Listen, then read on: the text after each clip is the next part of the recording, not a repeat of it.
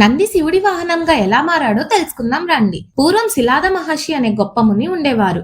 ఆయనకు సంతానం లేకపోవడంతో మృత్యువు లేని కుమారుణ్ణి కోసం శివుణ్ణి ప్రార్థిస్తూ ఘోరమైన తపస్సు చేశారు. ఆయన భక్తికి మెచ్చిన శివుడు స్వయంగా తన అంశంతోనే ఒక బాలుడిగా శిలాడుకి దొరికాడు. ఆ బాలుడికి నంది అనే పేరు పెట్టారు. నంది చిన్నప్పటి నుండే వేదాలను నేర్చుకుని గొప్ప జ్ఞానిగా పెరిగాడు. అయితే నందికి అల్పాయుషు ఉందని తెలిసి తండ్రి బాధపడుతున్నాడు. తండ్రి కన్నీళ్లు చూసిన నంది మృత్యువును జయించడానికి శివుడి కోసం తపస్సు చేయడం మొదలుపెట్టారు.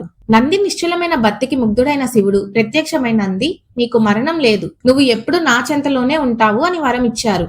అంతేకాదు తన వాహనంగా గణాధిపతిగా మరియు కైలాస ద్వారపాలకుడిగా కూడా నియమించారు. నంది ఎప్పుడు శివుడి వైపు చూస్తూ ఏకాగ్రతతో కూర్చొని ఉంటారు. ఇది మనకు ఇచ్చే గొప్ప సందేశం ఏంటంటే మన మనసు కూడా నందిలా స్థిరంగా దైవం వైపు ఉంటేనే మనం జ్ఞానాన్ని పొందగలం.